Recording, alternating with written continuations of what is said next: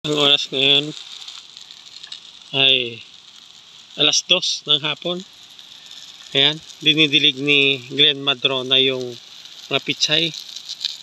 Ayan, naka-invento kami ng pandilig. Ayan, nakadiretso sa bomba yan. Hindi na mahirapan mag ligadera. Yan na lang ang gagamitin namin pandilig gamit ang PAM. Punta natin si Glenn Madrona. Dito tayo dadaan sa may hose.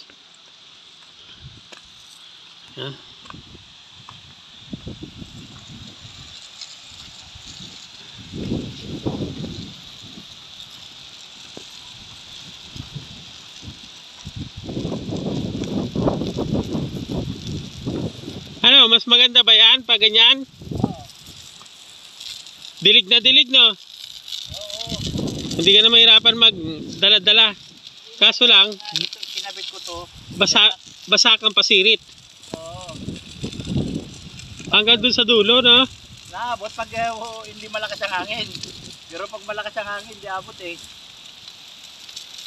Sim-sim ang dilig niyan. Lahat mayroon, no? Ulit-ulit yan eh. Balik-balik eh. Hindi lang isang buga lang eh.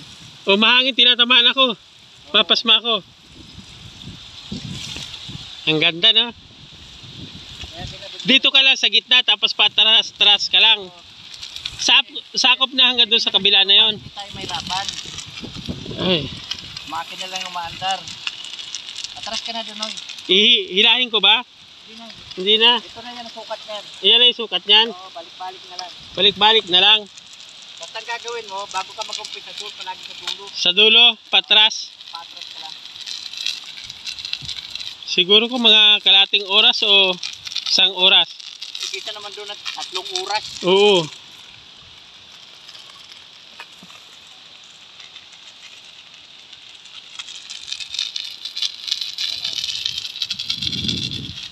Kailangan lang parati tayo may krudo.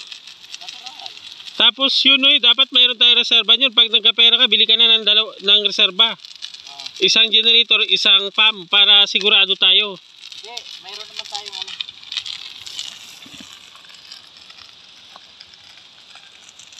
Hindi na kasi pag nag-trailing na tayo, dito na yung magkagaling. Ngayon lang naman tayo hirap. Kaya sorry sila, mga gago sila eh. Ano sila eh. Naniniwala sila sa sul-sul eh. Hindi nila alam na gagawin ko eh, puro na lang tatanggalin natin yung mga damo na nabuhay. Na ano. Pati yung mga dahon. Oo. Yan ang problema yun. Dapat matanggal ko pati yung manggang yan eh. Ay magsabi ka kay ano. Hindi. Pag ano eh, dating ni sir sa ano. Sabi niya talaga. Yan yung dalawang. Sa atin naman yan eh. Pasok yan dito.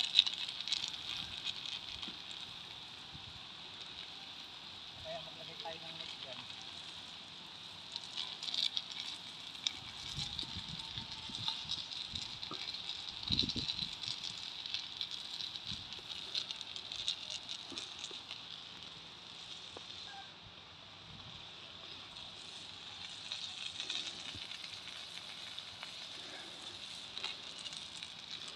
Tama, basang-basa yan.